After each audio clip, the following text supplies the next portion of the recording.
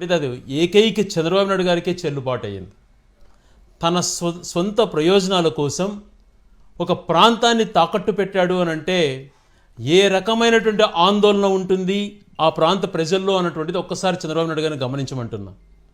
స్వయానా రేవంత్ రెడ్డి గారు నిన్న అసెంబ్లీలో చెప్పారు, చంద్రబాబు నాయుడు గారితో నేను మాట్లాడి రాయలసీమకు సంబంధించినటువంటి లిఫ్ట్ ఇరిగేషన్ నేను నిలుపుదల చేయించాను, ఆయన యొక్క ఇన్ఫ్లుయెన్స్ వాడుకొని ఆయన ద్వారా కేంద్ర ప్రభుత్వం ద్వారా ఒత్తిడి చేయించి నేను రాయలసీమ లిఫ్ట్ ఇరిగేషన్ నిలిపాను. ఆ రాయలసీమ లిఫ్ట్ ఇరిగేషన్ నేను ముఖ్యమంత్రి అయిన తర్వాత చంద్రబాబు నాయుడు గారు ముఖ్యమంత్రి అయిన తర్వాత ఆ ప్రాజెక్ట్ నిలుపుదల అయిందో లేదో మీరు చూసుకోండి అన్నటువంటి మాట మాట్లాడాడు అని అంటే on record of the assembly. ఎంత దురదృష్టకరం అండి. ఎందుకు రాష్ట్ర ప్రయోజనాలను తాకట్టు పెట్టారు? స్వయాన చంద్రబాబు నాయుడు గారు తన చేతితో రాయలసీమకు మరణశాసనం రాశాడు.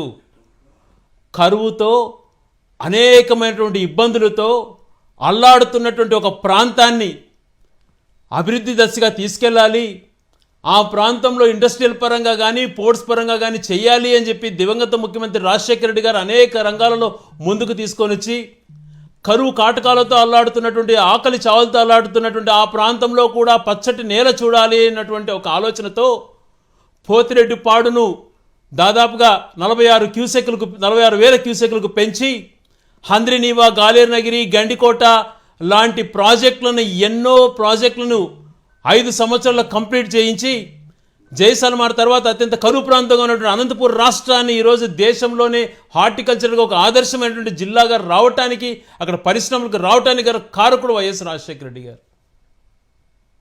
ఏదైతే శ్రీశైలం ద్వారానే ఒక చుక్క నీరు రావాలంటే రాయలసీమ ప్రాంతానికి కేవలం శ్రీశైలమే దిక్కు. ఒక ఉమ్మడి రాయలసీమ జిల్లాలైనటువంటి కడప, కర్నూలు, అనంతపురం, చిత్తూరు, నెల్లూరు, ప్రకాశం జిల్లాలు ప్రతి చుక్క నీరు ఎంతో ఇంపార్టెంట్. ఇటువంటి పరిస్థితులలో పోతిరెడ్డిపాడును చేశారు. గతంలో అనేక మంది స్వతంత్రం వచ్చాక ఎంతోమంది ముఖ్యమంత్రులు పనిచేశారు. కేవలం 8 నుంచి 10,000 క్యూసెక్కుల లోపే వచ్చేటువంటిది. దాంతోనే రాయలసీమ ప్రాంతం అంతా సాగు చేసుకోవాలి, దాంతోనే చెన్నైకి నీళ్ళు ఇచ్చేటువంటి పరిస్థితి ఉన్నది. ఇది చాలా దారుణమైనటువంటి పరిస్థితి. కనీసం రోజుకు ఒక టీఎంసీ కూడా తీసుకోలేనటువంటి పరిస్థితి. అది కూడా శ్రీశైలం ఫుల్గా ఉంటేనే అవకాశం ఉంటుంది అని చెప్పి దివంగత ముఖ్యమంత్రి రాజశేఖర రెడ్డి గారు దాన్ని 46,000 క్యూసెక్లు ఒకటే టైం పెంచి రాయలసీమ ప్రాంతాన్ని సస్యశాలం చేసినటువంటి వ్యక్తి. గుండెకాయ రాయలసీమకు గుండె ఏంటి అని అంటే పోతిరెడ్డిపాడు. అటువంటి ప్రాజెక్ట్ను ఆ రోజు ఆయన చేశారు. ఆ రోజు కూడా చంద్రబాబు నాయుడు గారు వ్యతిరేకించారు. ఆ రోజు కూడా ఆ ప్రాజెక్టు కట్టకూడదు అని చెప్పి ఆందోళన చేయించాడు. ఇటువంటి పరిస్థితులలో రాష్ట్ర ప్రయోజనాలు ముఖ్యం. ఒక పక్క తెలంగాణకు సంబంధించిన అనేకటువంటి ప్రాజెక్టులు, పాలమూరుకు జిల్లాలో కరువు పోయి ఆ రోజే నెట్టంపాడు, కోయల్సాగర్, భీమా లాంటి ప్రాజెక్టులు టేకప్ చేశారు, కంప్లీట్ చేసి ఆ ప్రాంతానికి మేలు చేస్తూ, మరొక పక్క రాయలసీమకు మేలు చేస్తూ, అలాంటి పరిస్థితుల్లో అటువంటి వ్యక్తిగా ఉన్నటువంటి రాజశేఖర రెడ్డి గారిని అనేక నిందలు మోపాడు చంద్రబాబు నాయుడు గారు.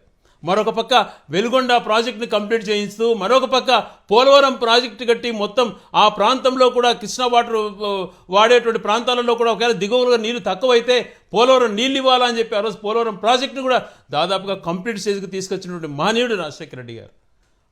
ఈరోజు ఆ పోలవరం ప్రాజెక్ట్ని నిర్లక్ష్యం చేసి దాన్ని ఇంకొక రకంగా దాన్ని కట్టవలసింది కట్టకుండా దాన్ని ఒక పక్క అన్యాయం చేశావు. మరొక పక్క ఆ రోజు పోతిరెడ్డిపాడును వ్యతిరేకించి నువ్వు ఏ ప్రాజెక్టు రాయలసీమ కొత్తగా టేకప్ చేయలేదు, ఏది కూడా రాయలసీమ ఆ రోజు మొచ్చిమరి చేసిన, పోతిరెడ్డిపాడు చేసిన, ఏది చేసినా రాజశేఖర రెడ్డి గారి హయాంలో జరిగినటువంటిది. ఆ పరిస్థితులు ఎలా వచ్చినాయంటే కింద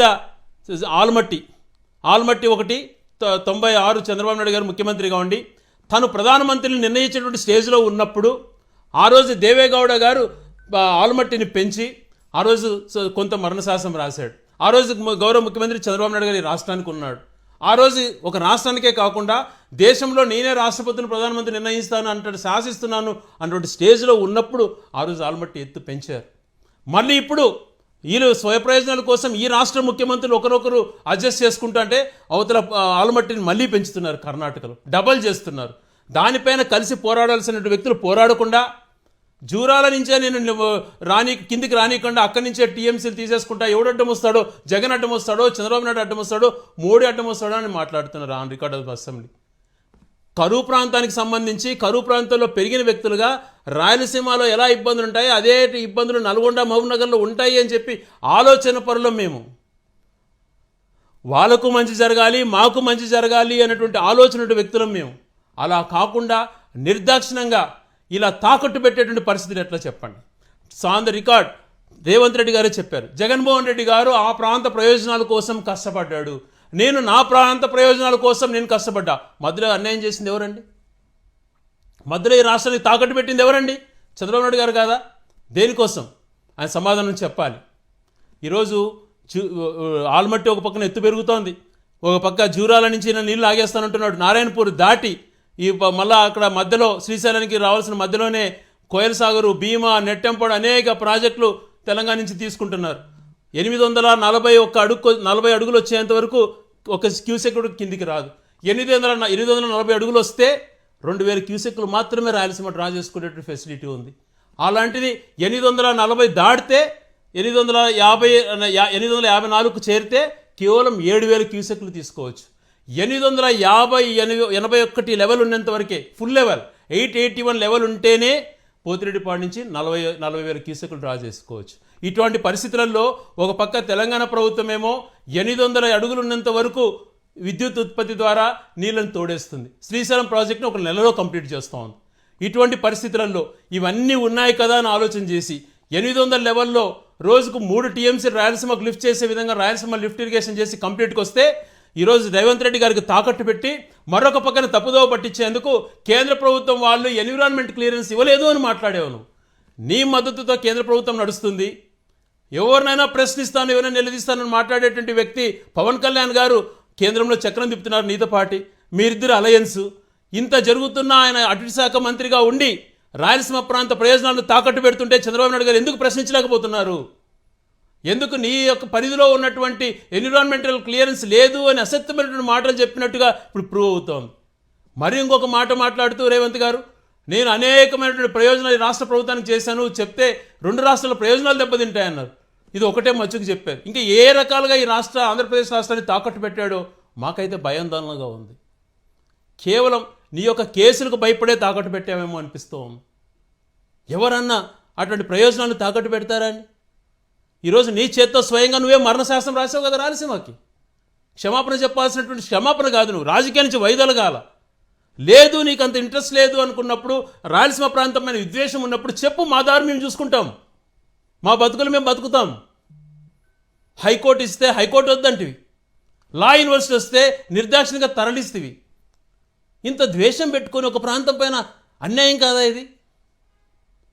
ఒక పక్కన పాలమూరుకు సంబంధించినటువంటి జిల్లాలలో కరువు గురించి వాళ్ళు బ్రహ్మాండమైనటువంటి ప్రజెంటేషన్స్ ఇచ్చి మాట్లాడుతుంటే, నువ్వు రాయలసీమ గురించి ఇటువంటి అవసరాలు ఉన్నాయి, మా ప్రయోజనాలు ఇవి అని చెప్పి మాట్లాడేటువంటి నాలెడ్జ్ నీకు లేకపోతే ఎలా? ఎందుకంటే ఆ ప్రాంతంలో బతికిన వాళ్ళం, కరువును చూసినటువంటి వాళ్ళం, గెంజి కరువులు చూసినటువంటి వాళ్ళం, నీటి కోసం కటకట అని చెప్పి మంచినీళ్ళ కోసం చేయిజాచి అనుకున్నటువంటి వాళ్ళం. అక్కడ మాకు తెలుస్తుంది ఆ నీళ్ళ కష్టం ఏంటో. ఆ నీళ్ళ కష్టం నుంచి ఎలా బయటపడాలని దారి చూపించినారు రాజశేఖర రెడ్డి గారు. దాన్ని కొనసాగిస్తూ జగన్మోహన్ రెడ్డి గారు రాయలసీమ లిఫ్ట్ ఇరిగేషన్ తీసుకొచ్చి ఎన్నో రకాలుగా అది ఉపయోగకరము అని చెప్పి అందరినీ కన్విన్స్ చేస్తే, బలవంత పెట్టి నీకున్నటువంటి ఫ్రెండ్షిప్, నీకున్నటువంటి లావాదేవీలో, లేకపోతే నీ చేతిలో చంద్రబాబు నాయుడు గారు చిక్కుకొని ఉన్నారు ఓటుకు నోటు కేసులో అని చెప్పి భయపడో ఏది భయపడించుకున్నారో తెలియదు, కానీ రాష్ట్ర ప్రయోజనాలు తాకట్టు పెట్టడం సమంజసమా అని చెప్పి అడుగుతున్నాను. ఏ ప్రాంతానికి సంబంధించిన ఆ వ్యక్తి ఆ ప్రాంతం గురించి చూసుకోవాలి. ఎస్, రేవంత్ రెడ్డి గారిని తప్పులు పడు, ఆయన ప్రాంతం ముఖ్యమంత్రి కాబట్టి తెలంగాణ ప్రయోజనాల కోసం ఏమైనా చేస్తానని మాట్లాడాడు. నువ్వెందుకు తాకట్టు పెట్టావు? ఇదే స్థితిలో జగన్మోహన్ రెడ్డి గారు ఉన్నారు ఆ రోజున, నా ప్రాంతం కోసం ఏమైనా చేసుకోవాలి అని చెప్పి. రాజకీయ నాయకులు ఆ ప్రాంతానికి ప్రాతినిధ్యం వహించేటప్పుడు ఆ పట్టుదల ఉండాలి. ఆ పట్టుదల లేక రాష్ట్రంలో ఏదో జరిగిపోతుంది, జగన్మోహన్ రెడ్డి గారు ఏదో తప్పు చేశారని చెప్పి ఎంతసేపు ఆ భ్రమలో సృష్టించి